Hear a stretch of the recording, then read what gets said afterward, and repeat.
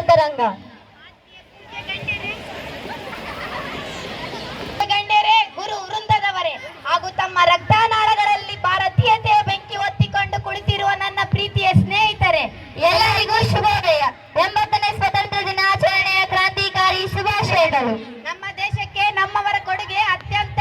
ಹೋರಾಟದಿಂದಲೇ ಆಯ್ತು ಆಂಗ್ಲರ ಅಂತ್ಯ. ದೇಶಕ್ಕಿಂದು ಸ್ವಾತಂತ್ರ್ಯದ ಅಮೃತ ಮಹೋತ್ಸವ.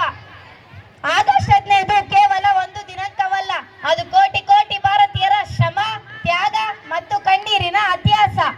1947ರ ಇದೇ ದಿನದಂದು ಮೇಲೆ ಹಾರಾಡುತ್ತಿದ್ದ ಬ್ರಿಟಿಷರ ಯೂನಿಯನ್ ಜಾಕ್ ಧ್ವಜವು ಕೆಳಗಿಳಿದು ನಮ್ಮ ಹೆಮ್ಮೆಯ ತ್ರಿವರ್ಣ ಧ್ವಜವು ವಿಜೃಂಭಣೆಯಿಂದ ಹಾರಾಡಲು ಪ್ರಾರಂಭಿಸಿತು.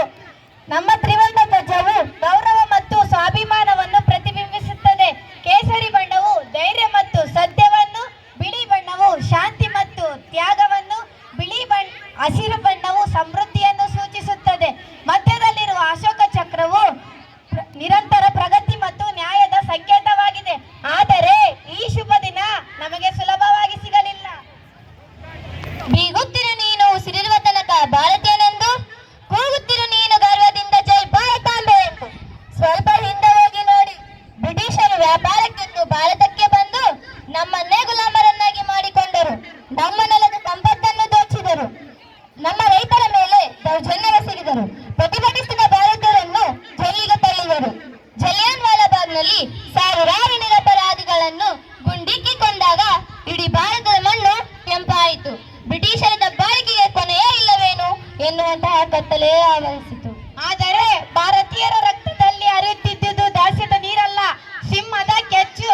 ಯಾವಾಗ ಬ್ರಿಟಿಷರ ಅನ್ಯಾಯ ಮಿತಿ ಮೀರಿತೋ, ದೇಶದ ಮೂಲೆ ಮೂಲೆಯಿಂದ ಕ್ರಾಂತಿಯ ಕಿಡಿಗಳು ಎದ್ದವು.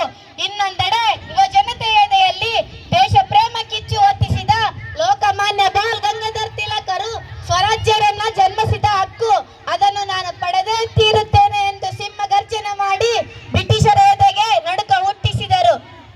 ಅಹಿಂಸೆ ಮಾರ್ಗದ ಮೂಲಕ ಬ್ರಿಟಿಷರ ಸಾಮ್ರಾಜ್ಯವನ್ನೇ ನಡುಗಿಸಿದ ರಾಷ್ಟ್ರಪಿತ ಮಹಾತ್ಮ ಗಾಂಧೀಜಿಯವರು ಸತ್ಯ ಮತ್ತು ಅಹಿಂಸೆ ನನ್ನ ದೇವರು. ಬದಲಾವಣೆ ಜಗತ್ತಿನಲ್ಲಿ ಬರಬೇಕಾದರೆ ಮೊದಲು ನಮ್ಮಿಂದಲೇ ಪ್ರಾರಂಭವಾಗಬೇಕು ಎಂದು ಜಗತ್ತಿಗೆ ಮಾದರಿಯಾದ ಹೋರಾಟದ ಹಾದಿ ತೋರಿಸಿದರು.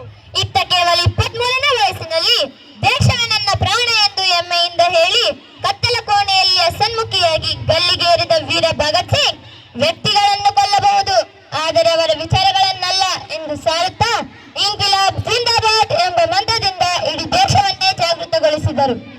ಇನ್ನು ತಮ್ಮದೇ ಸ್ವಂತ ಸೇನೆ ಆಜಾದ್ ಇನ್ ಫೌಜ್ ಕಟ್ಟಿ ಬ್ರಿಟಿಷರ ಎದೆಗೆ ಸಿಂಹ ಸ್ವಪ್ನವಾದ ನೇತಾಜಿ ಸುಭಾಷ್ ಚಂದ್ರ ಬೋಸ್, ನೀವು ನನಗೆ ರಕ್ತ ಕೊಡಿ, ನಾನು ನಿಮಗೆ ಸ್ವಾತಂತ್ರ್ಯ ತಂದು ಕೊಡುತ್ತೇನೆ ಎಂದು ಗರ್ಜಿಸಿದಾಗ ಕೋಟ್ಯಾಂತರ ಯುವಕರು ತಮ್ಮ ಪ್ರಾಣವನ್ನೇ ತೃಣಕ್ಕೆ ಸಮಾನವಾಗಿ ಎಣಿಸಿ ಹೋರಾಡಿದರು.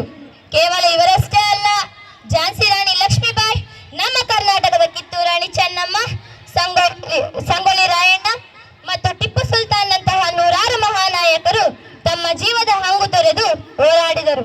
ಅಂಡಮಾನ್ ಜೈಲಿನ ಕತ್ತಲಲ್ಲಿ, ಕನ್ನಡಿಗರ ನೆತ್ತಿರಿನಲ್ಲಿ, ಭಾರತದ ಭೂಮಿಯಲ್ಲಿ ಹರಿದ ಪ್ರತಿಯೊಂದು ಹನಿಯ ರಕ್ತದ ಫಲವಾಗಿ ನಾವು ಇಂದು ಈ ಮುಕ್ತ ಆಕಾಶದಡಿಯಲ್ಲಿ ಉಸಿರಾಡುತ್ತಿದ್ದೇವೆ. ಸ್ವಾತಂತ್ರ್ಯ ಎಂದರೆ ಕೇವಲ ಹಕ್ಕುಗಳನ್ನು ಅನುಭವಿಸುವುದಲ್ಲ, ನಮ್ಮ ಕರ್ತವ್ಯಗಳನ್ನು ನಿಷ್ಠೆಯಿಂದ ಪಾಲಿಸುವುದೂ ಆಗಿದೆ. ದೇಶದ ಕಾನೂನುಗಳನ್ನು ಗೌರವಿಸುವುದು, ಮತದಾನದ ಮಹತ್ವವನ್ನು ಅರಿಯುವುದು, ಸಾರ್ವಜನಿಕ ಆಸ್ತಿಯನ್ನು ಕಾಪಾಡುವುದು ಮತ್ತು ಸಮಾಜದ ಒಳಿತಿಗಾಗಿ ಕೆಲಸ ಮಾಡುವುದು ಪ್ರತಿಯೊಬ್ಬ ನಾಗರಿಕನ ಕರ್ತವ್ಯವಾಗಿದೆ.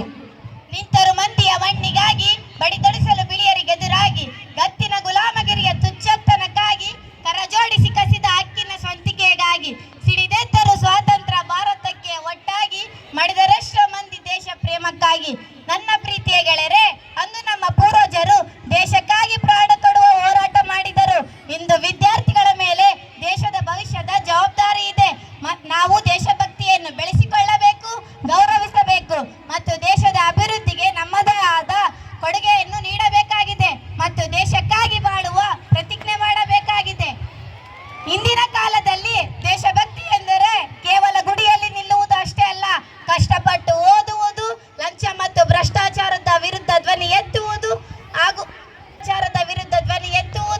ಹಾಗೂ ತಮ್ಮ ದೇಶದ ಪರಿಸರ ಹಾಗೂ ಒಗ್ಗಟ್ಟನ್ನು ಕಾಪಾಡುವುದಾಗಿದೆ. ಸ್ವಾತಂತ್ರ್ಯದ ಕನಸುಗಾರರು ಸ್ವಾತಂತ್ರ್ಯವನ್ನು ನಮಗೆ ಧಾರೆ ಎರೆದರು. ಅದನ್ನು ನಾವು ಉಳಿಸೋಣ, ಉಳಿಸಿ ದಿನದಂದು ಆ ಮಹಾನ್ ತ್ಯಾಗಾತ್ಮರ ಚರಣಗಳಿಗೆ